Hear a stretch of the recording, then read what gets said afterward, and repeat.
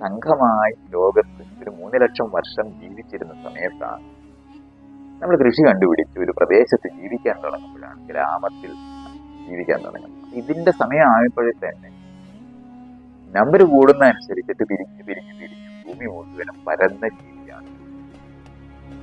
കൃഷി തുടങ്ങിയപ്പോഴാണ് നമ്പർ കൂടുന്നത്. അപ്പോഴും നമ്മൾ പിരിയുന്നു. ഈ പിരിയുന്നവര് ഇടയ്ക്കിടയ്ക്ക് തമ്മിൽ കാണുന്ന അവിടെ ഉത്സവം എന്ന് പറയുന്നത്, നമ്മൾ ഈ ഫെസ്റ്റിവിറ്റികൾ എന്നൊക്കെ പറയുന്നത് അതേപോലെ തന്നെ ഒരു പ്രദേശത്ത് അത് എങ്ങനെയാണെന്ന് ചോദിച്ചാൽ, ഏതെങ്കിലും ഒരു വലിയ മരം ഉണ്ടെങ്കിൽ അതിനെ ചുറ്റി വരാൻ മതി. നമ്മളെല്ലാവരും കൂടെ നിങ്ങൾ പോയി കാലം നമ്മൾ ഗണിക്കാൻ തുടങ്ങുന്ന അങ്ങനെ നല്ല കാലങ്ങൾ കണ്ടുപിടിക്കാൻ ഒന്നിച്ചു കൂടാൻ പറ്റുന്നത്. ഇപ്പം മഴക്കാലം കഴിഞ്ഞിട്ടുള്ള സമയങ്ങളായിരിക്കും മിക്കവാറും, അല്ലെങ്കിൽ വേനൽക്കാലം.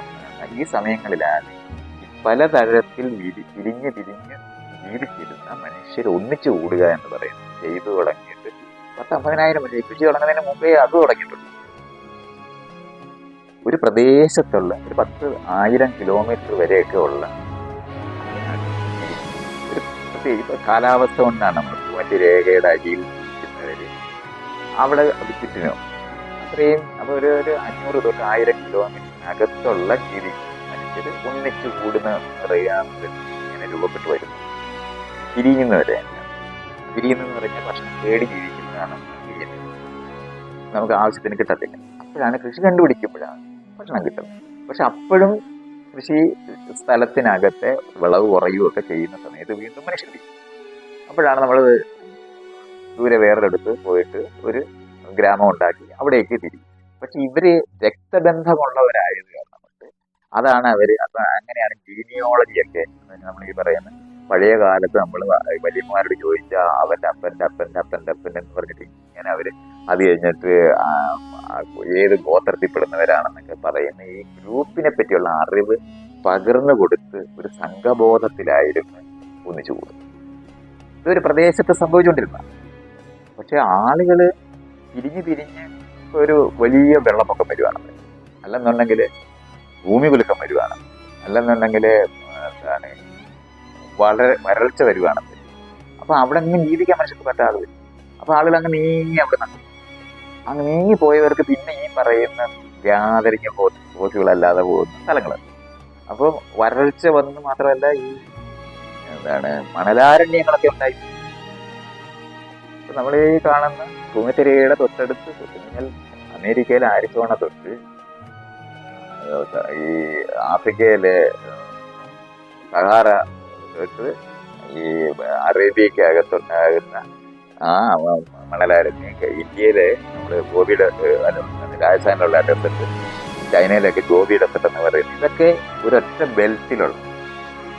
ഇതൊക്കെ ഇങ്ങനെ ഒന്ന് മനസ്സിലാക്കേണ്ടതല്ലേ കാലാവസ്ഥ എങ്ങനെയാണ്. ഭൂമിയിൽ ആകെ മാറുന്ന ഒന്നാണ് കാലാവസ്ഥ എന്ന് പറയുന്നത്. അങ്ങനെയുള്ള കാലാവസ്ഥയാണ് നമ്മൾ എന്താ പറയേണ്ടത്, വെതർ എന്ന് വിളിച്ച് വിളിക്കുന്നത്, ക്ലൈമറ്റ് എന്ന് വിളിക്കുന്നത്. വ്യത്യാസമൊക്കെ ഇതുപോലുള്ള മാറ്റങ്ങൾ വരുന്ന സമയത്ത് ഈ ഒന്നിച്ചു കൂടലുകൾക്കോ പരസ്പരം കണ്ടെത്തുന്നതിനോ കഴിയാതെ പോകുന്നതിനൊക്കെ ആകുന്നു. ഒരു നദി വെള്ളപ്പൊക്കം കാരണം ഒഴിയുന്നത് ഭയങ്കരമായിട്ട് പൊട്ടിപ്പൊളിച്ച് ആ പ്രദേശം മുഴുവൻ കൂടെ വേറെ വൈകും. ഒഴുകി കഴിഞ്ഞാൽ നദിക്ക് അക്കരെയുള്ളവർക്ക് ഇപ്പുറത്തോട്ട്, അന്ന് പാലം പണിയുന്ന ലോകമില്ല, അക്കരെയുള്ളവർക്ക് ഇപ്പുറത്തോട്ട് വരാൻ പറ്റാതായി പോയി അകന്നു പോകും. ഇങ്ങനെ അകന്ന് പോയ മനുഷ്യര് ഒരൊറ്റ മനുഷ്യക്കൂട്ടം ഈ ഭൂമിയിലുള്ളൂ. അത് ആഫ്രിക്കയിൽ നിന്ന് ഇറങ്ങി ഈ ഭൂമി മുഴുവനും പരന്ന മനുഷ്യരെ അകന്നു പോയാണ് വ്യത്യസ്തതകളുണ്ടായത്. ഇങ്ങനെ നമ്മൾ മനസ്സിലാക്കേണ്ടതുണ്ട്. ഇങ്ങനെ വ്യത്യസ്ത. അപ്പൊ ഒരു ഗോത്രം തന്നെ നമ്പർ കൂടുമ്പോൾ പിരിയും. ആ പിരിഞ്ഞു കഴിഞ്ഞാൽ മറ്റൊരു ഗ്രൂപ്പാണ്. ആ മറ്റൊരു ഗ്രൂപ്പ് നമ്മൾ പറയുമ്പോൾ ബന്ധുത്വമുള്ള ചേട്ടാ അനിയന്മാരുടെ അല്ലെങ്കിൽ ചേച്ചിമാരുടെ അനിയത്തിമാരുടെ ഒക്കെ മക്കളായിരിക്കുന്നവർ തന്നെയാണ് പിരിഞ്ഞിട്ടുള്ളത്. ഇന്ന് പോലും നമുക്കിങ്ങനെ നോക്കിയാൽ കുടുംബത്തിലുള്ള ഒരു ദൂരെ ഒരു പ്രദേശത്ത് പോയാൽ കുറെ നാൾ കഴിഞ്ഞാൽ പഴയതുപോലെ അവരൊന്നിച്ചാകത്തില്ല. ഇപ്പൊ ഗുജറാത്തിൽ പോയി ജോലി ജീവിക്കുന്നവര് കുറെ നാൾ കഴിഞ്ഞാൽ കല്യാണത്തിനൊക്കെ ആദ്യമൊക്കെ കുറെ വരും. അത് കഴിഞ്ഞു പിന്നെ വരാതെ അവിടെ തന്നെ വളരുന്ന കുഞ്ഞുങ്ങൾ ഇവിടുത്തെ ആൾക്കാരുമായിട്ട് ബന്ധം ഉണ്ടാക്കാൻ കഴിയാതായി പോകുന്നത് നമ്മൾ അനുഭവിക്കുന്ന കാര്യം. ഗൾഫിൽ പോകുന്നവര് പൈസ ഇങ്ങോട്ട് അയച്ചു തുടങ്ങിയിട്ട് അവിടെ തന്നെ ജീവിക്കുന്നവരായി മാറിപ്പോകുന്നത്. അമേരിക്കയിലും യൂറോപ്പിലും പോയി അവിടെ തന്നെ ജീവിക്കുന്നവരായി മാറിക്കഴിഞ്ഞാൽ പഴയതുപോലെ നമ്മൾ ഒന്നിച്ചു കൂടത്തില്ല. ഇതൊക്കെ ഇങ്ങനത്തെ ഈ മാറ്റങ്ങൾ ലോകത്ത് ഒരു 3 ലക്ഷം വർഷം മനുഷ്യനായിട്ട് ജീവിച്ചിരുന്ന മനുഷ്യരുടെ ഇടയിൽ പലതരത്തിൽ സംഭവിച്ചാണ് നമ്മളിന്ന് കാണുന്ന വ്യത്യാസങ്ങൾ. ഈ വ്യത്യാസങ്ങൾ ഇങ്ങനെയാണ് ഉണ്ടായെന്നത്. അല്ലാതെ ആരെങ്കിലും ഏതെങ്കിലും ഒരു ഗോത്രത്തിലുള്ളവര് തന്നെത്താൻ ജനിച്ചതല്ല. മനുഷ്യർ വിരിഞ്ഞ് വ്യത്യസ്തരായത്.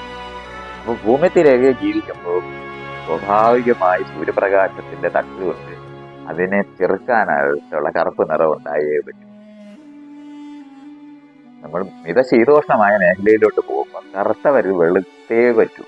കരുതുകൊണ്ട് അത്രയും വലിയ കടുത്ത സൂര്യപ്രകാശം അവിടെ ഇല്ല. സൂര്യപ്രകാശം നമുക്ക് വൈറ്റമിൻ ഡി ഉണ്ടാക്കേണ്ട ആവശ്യമുണ്ട്.